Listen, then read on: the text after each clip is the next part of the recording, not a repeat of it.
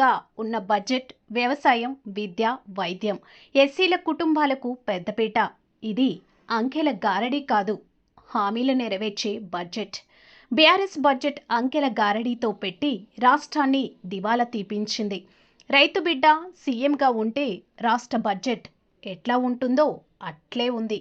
రైతు భరోసాకు 18,000 కోట్లు, వ్యవసాయానికి 23,000 కోట్లు సపరేట్ బడ్జెట్ పెట్టి రైతు భరోసా బంద్ చేస్తారని ప్రచారం చేస్తున్న బీఆర్ఎస్ నోళ్లు మోయించింది. విద్యకు, పంచాయతీరాజ్, గ్రామీణ అభివృద్ధికి భారీ బడ్జెట్ వల్ల గ్రామాలను మండలాలను జిల్లాలకు అనుసంధానం చేసే విధంగా రోడ్లు వస్తాయి.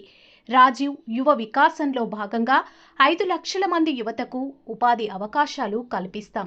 ప్రతి స్కీమ్లకు ప్రత్యేక బడ్జెట్ పెట్టాం. అత్యున్నత విద్య కోసం యంగ్ ఇండియా ఇంటిగ్రేటెడ్ స్కూల్ త్వరలోనే పనులు ప్రారంభం. ప్రజలు బుద్ధి చెప్పినా మీరు బుద్ధి తెచ్చుకోకుండా మాట్లాడితే ప్రజలు ఊరుకోరు. ఈ బడ్జెట్ అద్భుతంగా మంచి ఆలోచనలతో పెట్టిన బడ్జెట్. మా సీఎంకు, మా ఉప ముఖ్యమంత్రి బట్టి విక్రమార్కకు, మా పాలమూరు జిల్లా ప్రజల తరపున మా ధన్యవాదాలు. పాలమూరు రంగారెడ్డి పథకం లక్షమీదేవిపల్లి దాకా నిర్మిస్తాం. కురుమూర్తి క్షేత్రం పనులు ప్రస్తావన కూడా బడ్జెట్ ప్రసంగంలో చర్చ చేయడం సంతోషం.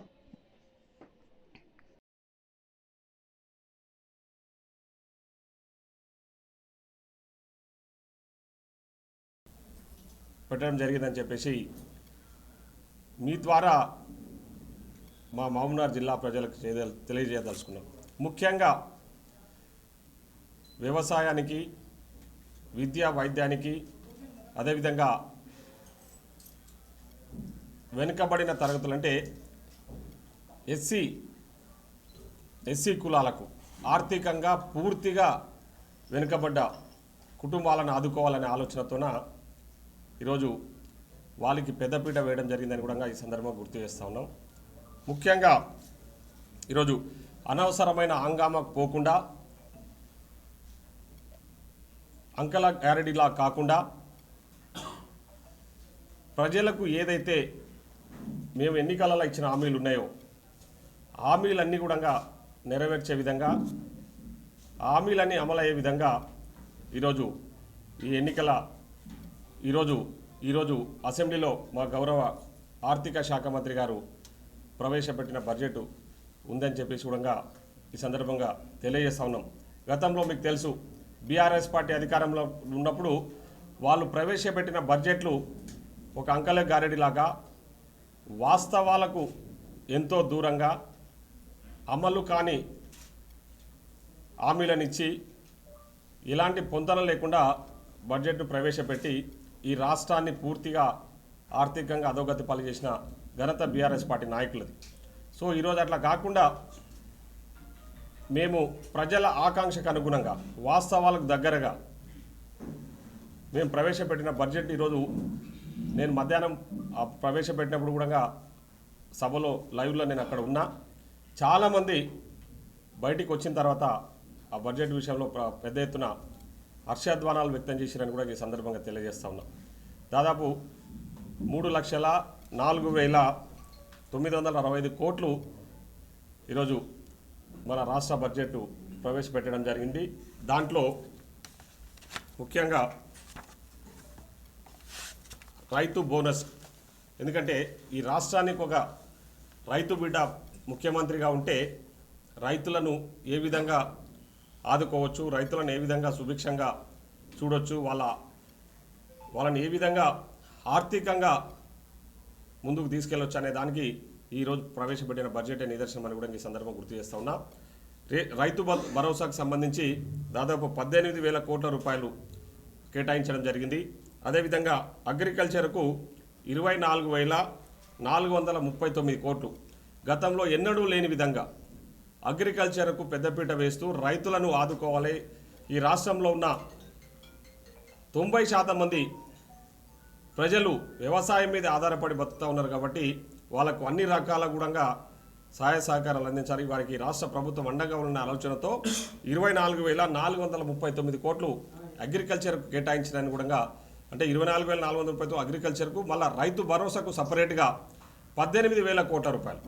ఇది చాలా స్పష్టంగా తెలియజేయదలుచుకున్నాము. ఎందుకంటే బీఆర్ఎస్ పార్టీ వాళ్ళు తప్పుడు ప్రచారాలు, ఇది రైతు భరోసాని ఎగ్గొట్టేస్తారు. ఇంకా రైతు బందే, మేము వాళ్ళు ఇచ్చింది రైతు బంధు, మేము రైతు భరోసా అనే పేరు పెట్టినాం దానికి. కాంగ్రెస్ వాళ్ళు రైతు భరోసాను, ఈ రైతు బంధును ఎగ్గొట్టేస్తారు, ఇది ఒక్కసారి ఇస్తారని చెప్పేసి ఈ మధ్య కాలంలో అబద్ధాలకు కేరాఫ్ అడ్రస్గా మారిన కేటీఆర్ గారు మాట్లాడిన విషయాలు మీకు అందరికీ కూడా తెలుసు.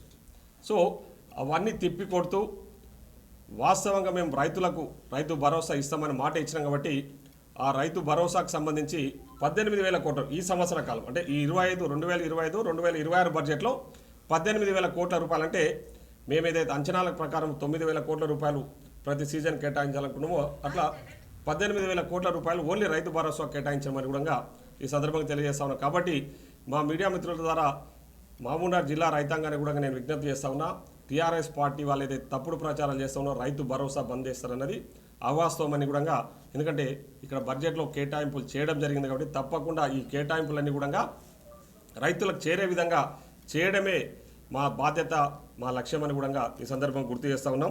అదేవిధంగా ఎడ్యుకేషన్ కూడా 23,108 కోట్ల రూపాయలు. గతంలో బీఆర్ఎస్ 10 ఏళ్ల పాలనలో ఎడ్యుకేషన్కు పూర్తిగా నిర్లక్ష్యానికి గురి చేశారు.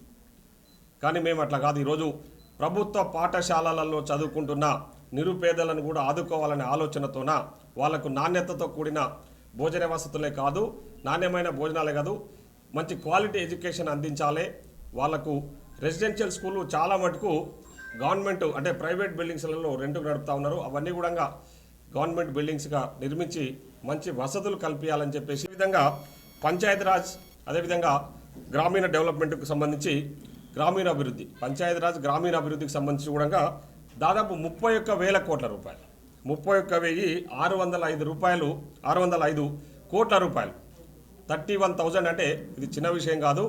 పంచాయతీరాజ్ అంటే గ్రామాలలో, గూడాలలో, తాండాలలో కూడా బీటీ రోడ్స్, అంటే ఈ సీసీ రోడ్స్ కానీ బీటీ రోడ్స్ కానీ, అదేవిధంగా వాళ్ళను ఈ గ్రామాలను మండలాలకు కనెక్ట్ చేస్తూ మండలాల త్రూ జిల్లాలకు కనెక్ట్ చేయాలనే ఆలోచనతోన గ్రామాల అభివృద్ధి కోసం పెద్దపీట వేయడం జరిగింది. దాదాపు 31,000 కోట్ల బడ్జెట్ ఈ రాష్ట్ర ప్రభుత్వం ఈ బడ్జెట్లో కేటాయింపులు చేయడం జరిగిందని కూడా తెలియజేస్తా ఉన్నాం. అదేవిధంగా ఎలక్ట్రిసిటీకి సంబంధించి కూడా పవర్, మీకు అందరికీ కూడా తెలుసు, ఎలక్ట్రిసిటీ అనేది అత్యంత ప్రాధాన్యతతో కూడుకున్న అంశము. ప్రతి ఒక్కళ్లకు నిత్యావసర వస్తువులు, అంటే నిత్యం వాడుకునే దానిలలో ఎలక్ట్రిసిటీ అనేది కూడా ప్రాధాన్యత సంతరించుకున్నది. కాబట్టి ఎక్కడ కూడా పవర్ కట్స్ లేకుండా అన్ఇంటరప్టెడ్ పవర్ ప్రజలకు అందించాలని చెప్పేసి దాదాపు దానికి 21,000 కోట్ల రూపాయలు బడ్జెట్లో కేటాయింపులు చేయడం జరిగిందని ఈ సందర్భంగా గుర్తు చేస్తూ ఉన్నాం.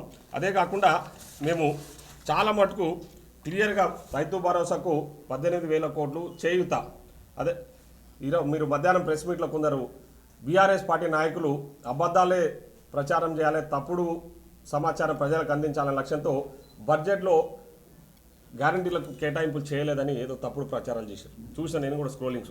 ఈరోజు మేము రైతు భరోసాకు 18,000 కోట్లు, చేయుతకు 14,861 కోట్లు, ఇందిరమ్మ ఇండ్లకు 12,571 కోట్లు, మహాలక్ష్మి పథకానికి 4,305 కోట్లు, గృహజ్యోతి పథకానికి 2,080 కోట్లు, సన్నవడ్ల బోనస్కు 1,800 కోట్లు, అదేవిధంగా రాజీవ్ ఆరోగ్యశ్రీకి 1,143 కోట్లు, 500 రూపాయలకే గ్యాస్ సిలిండర్కు 723 కోట్లు, ఇందిరమ్మ ఆత్మీయ భరోసాకు 600 కోట్లు, అదేవిధంగా విద్యుత్ సబ్సిడీ 11,500 కోట్లు, రాజీవ్ యువ వికాసం, ఇది అత్యంత ప్రాధాన్యతతో కూడుకున్న అంశం.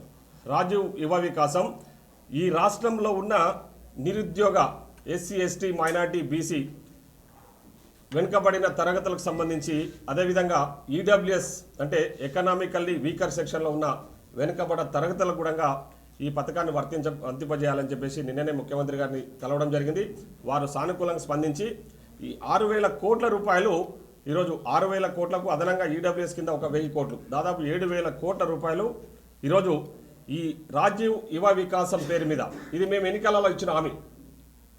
యువ వికాసం, ఈ యువ వికాసం ద్వారా 4 లక్షల వరకు, 50,000 నుంచి 4 లక్షల వరకు వారి అర్హతను బట్టి, వాళ్ళ క్వాలిఫికేషన్ బట్టి ఈరోజు దాదాపు అంటే 6,000 కోట్ల రూపాయలు కేటాయించడం జరిగింది. 5 లక్షల మందికి, అంటే ఈ పథకము 5 లక్షల మందికి ఉపయోగంలోకి రాబోతా ఉంది. దాదాపు ఒక్కొక్క నియోజకవర్గానికి 5,000 మంది, అంటే ఒక్కొక్క నియోజకవర్గంలో 5,000 మంది నిరుద్యోగ యువతకు స్వయం ఉపాధి కింద ఉపాధి కల్పించబోతా ఉన్నాం. ప్రభుత్వ పరంగా ప్రభుత్వమే వారి తరపున షూరిటీగా ఉండి వారికి 50,000 నుంచి 4 లక్షల వరకు లోన్స్ ఇప్పియబోతా ఉన్నాం. వాళ్ళు కాళ్ళ మీద వాళ్ళు నిలబడే విధంగా ఈ రాజీవ్ యువ వికాస పథకాన్ని ఆల్రెడీ మన ముఖ్యమంత్రి గారు, గౌరవ ముఖ్యమంత్రి గారు, తదితర మంత్రివర్గ సహచరులు అందరూ కూడా అసెంబ్లీలో దాన్ని లాంచ్ చేయడం జరిగింది. ఆల్రెడీ అప్లికేషన్ స్టార్ట్ అయినాయి. రేపు ఏప్రిల్ 5 వరకు దరఖాస్తులు పెట్టుకుంటే జూన్ 2వ తారీఖు లోపు అన్ని పరిశీలన చేసి జూన్ 2వ తారీఖు ఈ కార్యక్రమాన్ని పెద్ద ఎత్తున యువకులకు అందించబోతా ఉన్నాం.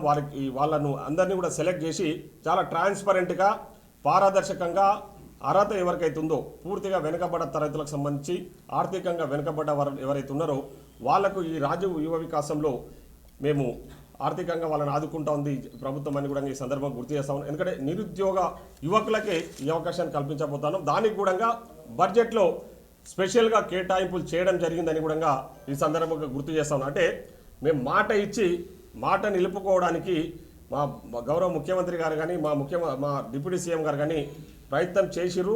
దాంట్లో సఫలీకృతులు అయినరు. ఆ విషయాలన్నీ కూడా ఆన్ పేపర్ బడ్జెట్లో కేటాయింపులు చేసిరని కూడా ఈ సందర్భంగా గుర్తు చేస్తా ఉన్నాం.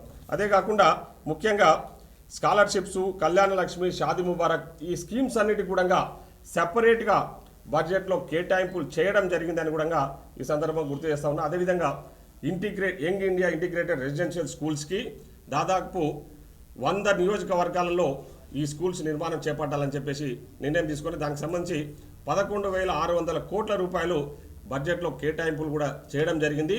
రాబోయే రోజుల్లో యంగ్ ఇండియా ఇంటిగ్రేటెడ్ స్కూల్స్ మా నియోజకవర్గాలు ముఖ్యంగా ఉమ్మడి మహబూబ్నగర్ జిల్లాలో ఉన్న 14 నియోజకవర్గాలలో ఈ young India integrated residential schools పని ప్రారంభించబోతాం. ఆల్రెడీ శంకుస్థాపన చేయడం జరిగింది. తొందరలోనే పనులు కూడా ప్రారంభించి ఒక 1 ఇయర్ లోపు ఈ స్కూల్స్ కంప్లీట్ చేసి అందులో అడ్మిషన్స్ ప్రారంభిస్తాము. అంతర్జాతీయ స్థాయితో కూడిన ఎడ్యుకేషన్ అందించడమే మా లక్ష్యంగా మేము ముందుకు పోతా ఉన్నాం.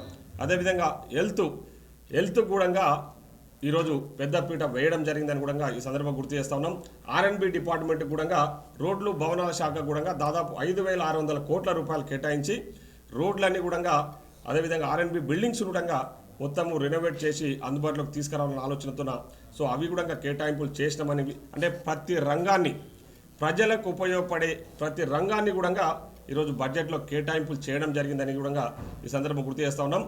అంటే ప్రజల అంచనాలకు అనుగుణంగా ఆమోదయోగ్యమైన అమలుకు సాధ్యమైన బడ్జెట్నే మేము ఈరోజు ప్రవేశపెట్టడం జరిగింది. తప్పకుండా ఈ కేటాయింపులన్నీ కూడా తూచా తప్పకుండా అమలయ్యే విధంగా మేము ప్రయత్నం చేస్తాము. తప్పకుండా అందులో సఫలీకృతులం అవుతామని కూడా ఈ సందర్భం గుర్తు చేస్తూ ఈరోజు ప్రవేశపెట్టిన బడ్జెట్ మీద కూడా అవాకులు చివాకులు బీఆర్ఎస్ పార్టీ నాయకులు, కొందరు బీజేపీ నాయకులు ప్రచారాలు చేస్తూ వాళ్ళు ప్రవేశపెట్టిన బడ్జెట్ కొన్ని పథకాలకు అసలే లేదని చెప్పేసి తప్పుడు ప్రచారం చేస్తూ ఉన్నారు. మీరు ప్రజలు ఇప్పటికే మీకు బుద్ధి చెప్పారు, అయినా కూడా బుద్ధి తెచ్చుకోకుండా తప్పుడు ప్రచారాలు చేస్తూ ప్రజలను తప్పుదో పట్టించే ప్రయత్నం చేస్తూ ఉన్నారు. కాబట్టి మేము బడ్జెట్ను చాలా ట్రాన్స్పరెంట్గా మీకు అందించినాం. దీంట్లో అన్ని వాస్తవాలు ఉన్నాయి. అన్ని వాస్తవాలు వివరాలతో సహా మేము మాకు ఇచ్చిన బుక్లెట్లో పొందుపరచడం జరిగింది. ఆ బుక్లెట్లో వివరాలన్నీ దేనికి ఎంతెంత కేటాయింపు చౌరస్తల నిరుద్యోగ యువత కోచింగ్ సెంటర్లలో కోచింగులు తీసుకొని ఎగ్జామ్ వాళ్ళ హయాంలో వాళ్ళ అధికారంలో ఉన్నప్పుడు కోచింగులు తీసుకొని ఎగ్జామ్స్ క్యాన్సిల్ అయితే ఒక అమ్మాయి ఆత్మహత్య చేసుకున్న విషయాన్ని మీరు మర్చిపోయినట్టున్నారు. మీరు ఉద్యోగాలు ఇచ్చిన నోటిఫికేషన్లు కూడా దాంట్లో అవకతవకలు అవినీతికి పాల్పడ్డ వ్యక్తివి నీవు. దానికి ప్రధానంగా నీవే సూత్రధారుడు. ఆ రోజు గ్రూప్ 1 ఎగ్జామ్ క్యాన్సిల్ కావడానికి, గ్రూప్ 2 ఎగ్జామ్ క్యాన్సిల్ కావడానికి ఈరోజు భారతదేశ చరిత్రలో ఏ రాష్ట్రంలో కూడా చేయనటి నియామకాలు. ఈ సంవత్సర కాలంలో 57,000 ఉద్యోగాలు ఇచ్చినాం మేము. 1 కాదు 2 కాదు 57,000 ఉద్యోగాలు. ఏ రాష్ట్రంలో భారతదేశంలో బీజేపీ ప్రభుత్వాలు అధికారంలో ఉన్న రాష్ట్రాలు కానీ, మీరు గతంలో టీఆర్ఎస్ పార్టీ అధికారంలో ఉన్న తెలంగాణ రాష్ట్రంలో కానీ 57,000 ఉద్యోగాలు ఇవ్వలే. ఈరోజు నిరుద్యోగ యువతను నిండా ముంచిన వ్యక్తివి కేటీఆర్ అండ్ ఫ్యామిలీ.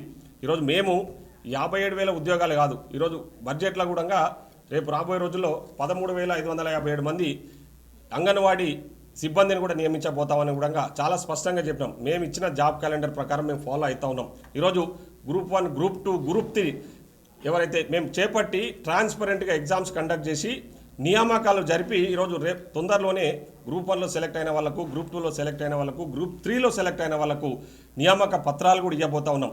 ఈరోజు హరీష్ రావు కేటీఆర్ మాట్లాడుతూ ఏదో కేసీఆర్ ఇచ్చిన నోటిఫికేషన్లకు వీళ్ళు ఉద్యోగాలు ఇచ్చారు. మీకు ఇంతనైనా సిగ్గుందా అని నేను అడుగుతా ఉన్నా.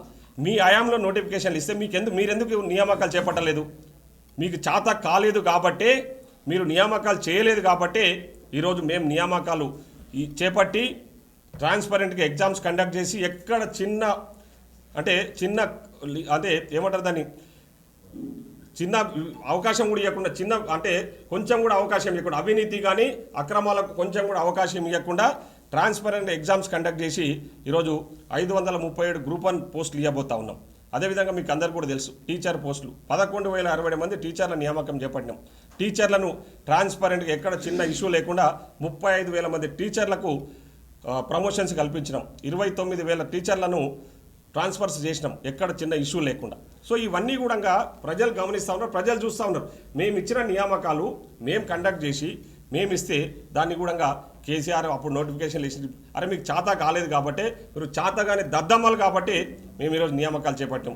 ఈరోజు కేటీఆర్ మాట్లాడుతూ ఉన్నాడు, నువ్వు ఇంటికి ఒక ఉద్యోగం ఇస్తావన్నావు. నువ్వు ఊరికన్నా ఒక ఉద్యోగం ఇచ్చినవరా? నువ్వు అధికారంలో ఉన్నప్పుడు ఎందుకు తప్పుడు ప్రచారాలు చేస్తూ ఉన్నావు? అబద్ధపు మాటలు ఎందుకు మాట్లాడుతూ ఉన్నావు? 2 లక్షల ఉద్యోగాల గురించి మాట్లాడుతూ ఉన్నాం. నేను చెప్తా ఉన్నాం కదా, మేము వచ్చిన ఏడాది కాలంలో 57,567 ఉద్యోగాలు ఇచ్చినాం. తొందరలోనే మిగతా ఉద్యోగాలు ఏదైతే మేము జాబ్ క్యాలెండర్ రిలీజ్ చేసామో దాని ప్రకారం ఉద్యోగ నియామకాలు చేపట్టబోతూ ఉన్నాం. మేము ఎక్కడ వెనకాడికి వేస్తలేం. తప్పకుండా ఈరోజు నిరుద్యోగం బడ్జెట్లో మీరు చూడండి, నిరుద్యోగ పర్సెంటేజు గతంలో పోలిస్తే 2023-24లో 21% ఉంటే అది ఇప్పుడు 18%కి పడిపోయింది. అంటే తగ్గింది. నిరుద్యోగ శాతము మన రాష్ట్రంలో మేము నియామకాలు చేపట్టినాం కాబట్టి శాతం తగ్గింది. సైమల్టేనియస్గా మేము స్కిల్ యూనివర్సిటీస్ అని చెప్పేసి, స్కిల్ డెవలప్మెంట్స్ కూడా పెట్టి వాళ్ళకు వాళ్ళకు ట్రైనింగ్స్ ఇచ్చి వాళ్ళు స్వయం వాళ్ళ కాళ్ళ మీద వాళ్ళు నిలబడే విధంగా కూడా ఈరోజు మేము ప్రయత్నాలు చేస్తూ ఉన్నాం. కాబట్టి వాళ్ళు చెప్పే ఆరోపణలు ఏవైతున్నాయో, చేసే ఆరోపణలు ఏవైతున్నాయో వాళ్ళ అవినీతిని కప్పిపుచ్చుకోవడానికి మా మీద నెపం నెడుతున్నారు తప్ప వాళ్ళు ఎన్ని రకాల తప్పులు చేశారు. 1 కాదు 2 కాదు. కుటుంబం ఎవరైనా కుటుంబంలో ఒకరే తప్పు చేస్తారు, మిగతా వాళ్ళు సర్ది చెప్తారు, అరే మీరు ఆ తప్పు చేయొద్దని. కానీ ఇక్కడ కేసీఆర్ గారి కుటుంబమే ఒక్కొక్కరు ఒక స్కామ్లు ఇన్వాల్వ్ అయినారు. ఈరోజు కేసీఆర్ గారు కాళేశ్వరంలో ఉన్నారు, హరీష్ రావు గారు ఫోన్ ట్యాపింగ్లో ఉన్నారు, కేటీఆర్ గారేమో అదేంది ఫార్ములా E1 కార్ రేస్లో స్కామ్లో ఉన్నాడు, కవిత గారు మీకు అందరికీ తెలిసినట్టు ఆమె లిక్కర్ స్కామ్లో ఉంది. నలుగురికి ఈ రాష్ట్రం మీద పడి ఆ స్కామ్లలో ఇన్వాల్వ్ ఏ విధంగా దోచుకున్నారో ఇప్పుడు ప్రజలు అంత ప్రత్యేకంగా చూస్తున్నారు కదా. ఇది మీ చరిత్ర. మీరా మామూలు విమర్శించారు. ఇంత ట్రాన్స్పరెంట్గా ప్రజలకు నచ్చే విధంగా పాలన అందిస్తూ ఉన్నాం. ఎక్కడ కూడా అవినీతికి తావు లేకుండా పారదర్శకంగా మా ముఖ్యమంత్రి గారు కానీ, మా మంత్రులు కానీ, మేము కానీ అనునిత్యం ప్రజలకు